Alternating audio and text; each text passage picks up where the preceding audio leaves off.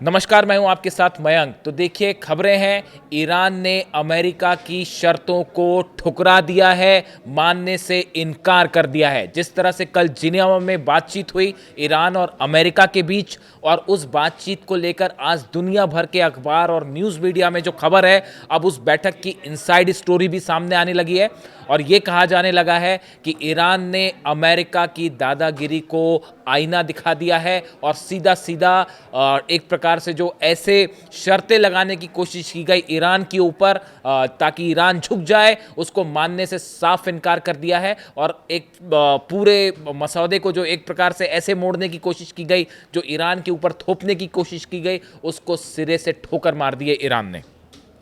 अब देखिए, इस बातचीत के दौरान जो शर्तें अमेरिका की तरफ से आई, जो बातें अब सामने आ रही हैं, उसमें अमेरिका ने क्या कहा, ईरान ने क्या जवाब दिया और कैसे मामला एक बार फिर अब जंग की तरफ आगे बढ़ता दिखाई दे रहा है। देखिए, अमेरिका की तरफ से बताया जाता है, स्टीव विटकॉफ थे इस बैठक में, जेरेड कुशनर थे, ट्रंप के दामाद हैं। बताया जा रहा है कि बैठक में अमेरिका की तरफ से जो बात सामने रखी गई वो ये कि ईरान अपना यूरेनियम, जो एनरिच यूरेनियम है, वो अमेरिका को दे दे। हैरान करने वाली बात है ये। ईरान ने उसको सिरे से खारिज कर दिया, सिरे से उसको नकार दिया कि हम अपना कोई यूरेनियम ना आपको देने वाले हैं, ना किसी और देश को देने वाले। बात नंबर एक।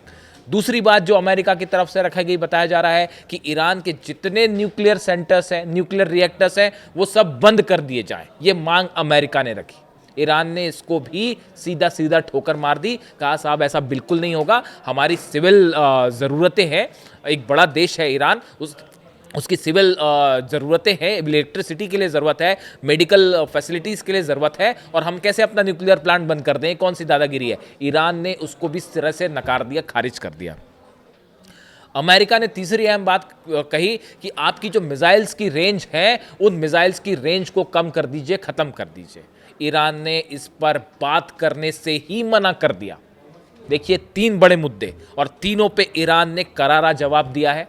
दुनिया भर की कोशिश हो गई, सब कोशिशें हो गई, उसको सबको ईरान ने ठोकर मार दी कि हम किसी दबाव में नहीं आएंगे। एयरक्राफ्ट भेजिए, एयरक्राफ्ट कैरियर भेज दीजिए, F-35 जेट भेज दीजिए, सबमरीन भेज दीजिए, आर्थिक प्रतिबंध लगा दीजिए, जो लगाना है लगा दीजिए, लेकिन आत्मसम्मान से, सेल्फ रिस्पेक्ट से कोई समझौता नहीं होगा। ये कल ईरान की तरफ से साफ संदेश गया है अमेरिका को।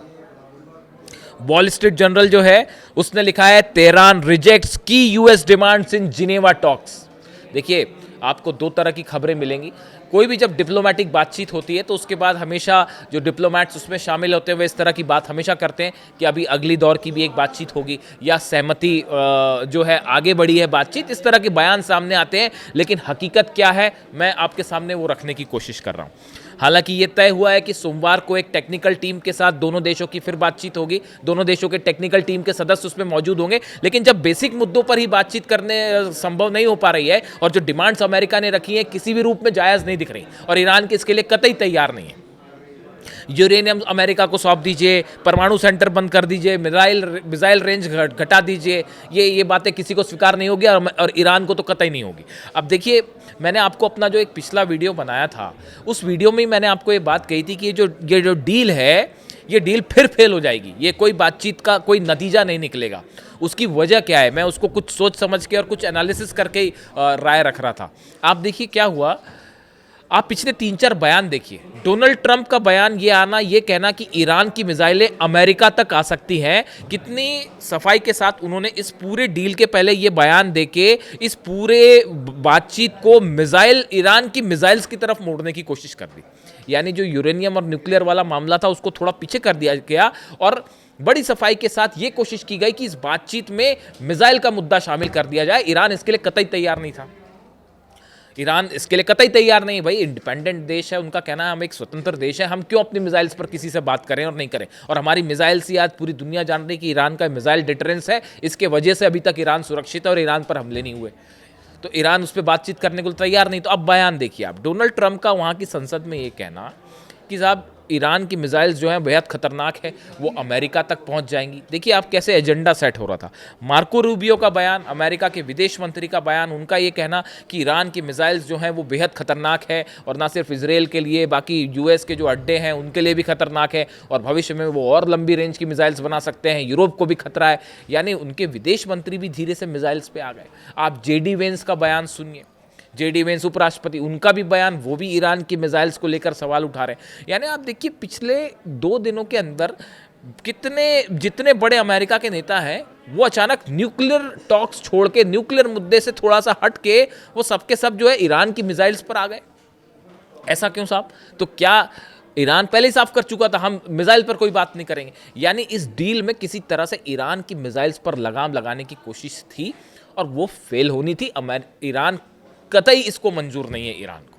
यानी आप ये जो एक प्रकार से ईरान के साथ एक ट्रिक करने की कोशिश थी, ये साफ दिखाई दे रही थी पिछले बयानों से। इसीलिए मैंने आपको कहा था, अपने पिछले ही वीडियो में कहा था कि साहब ये बातचीत सफल हो ही नहीं पाएगी। और भले अब अगले दौर में टेक्निकल टीम की बातचीत, जब नेता ही बेसिक बातचीत को आप तैयार नहीं है, और खबरें तो ये भी हैं, देखिए खबरें ये भी हैं, बातचीत हो रही थी ओमान के विदेश मंत्री के जरिए, लेकिन खबरें इस तरह की भी आई कल स्टीव विटकॉफ और अब्बास अराक्ची साहब, ईरान के विदेश मंत्री, दोनों आपस में भी मुलाकात उनकी हुई है।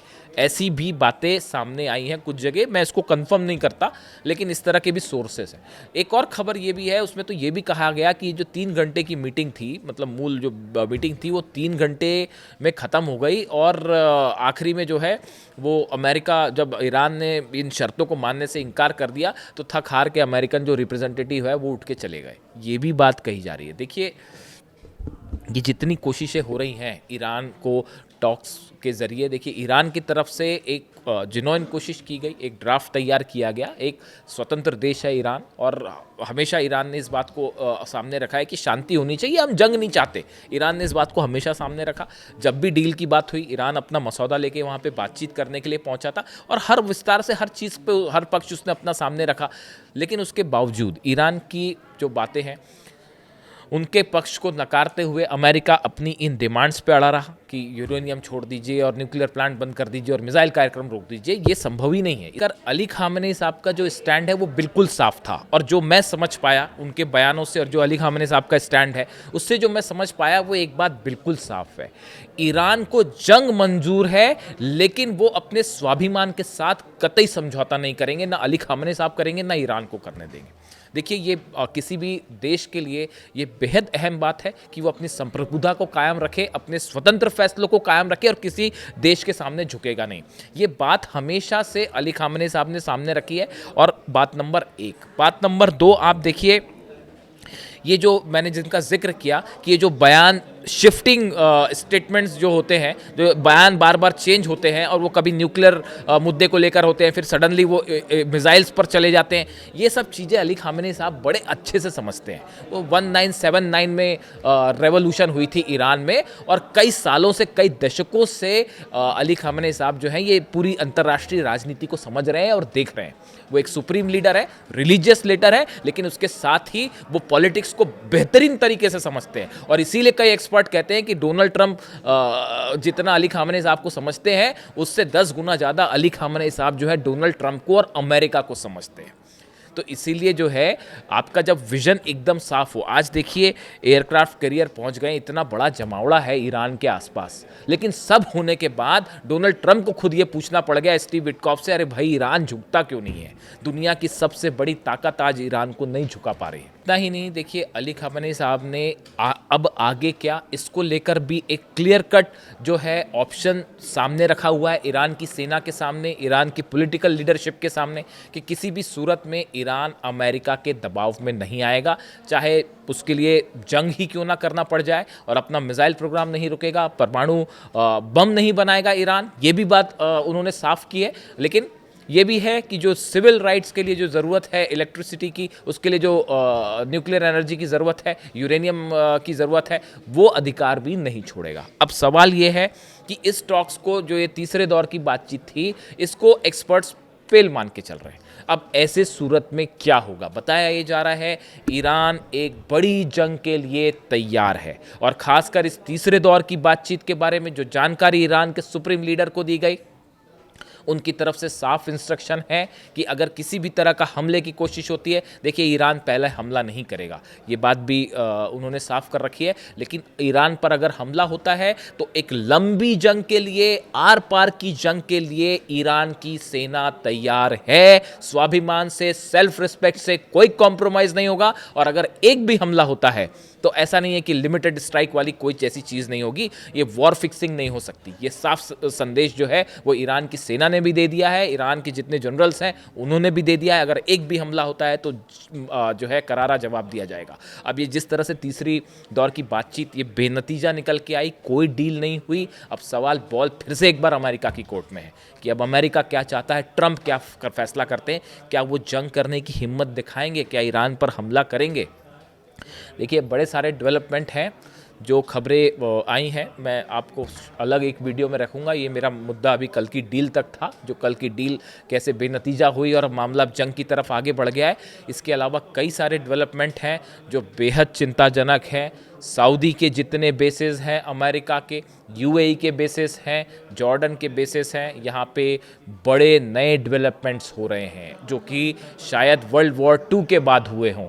और इनसे जुड़ी जो खबरें हैं वो इस ओर इशारा कर रही हैं कि आप देखें कि अगले 2 से 3 दिन के अंदर जो है वो कुछ बड़ा डेवलपमेंट देखने को मिल सकता है। भले जंग के रूप में ना हो, किसी और रूप में हो, लेकिन हो सकता है। इससे जुड़ा जो भी जानकारी होगी मैं आप तक पहुंचाऊंगा और ये आपको बताने की कोशिश करूंगा कि अब जब ये डील फेल है तो मामला किस तरफ आगे जा रहा है। वीडियो कैसा लगा कमेंट करके ज़रूर बताएं। Thank you so much.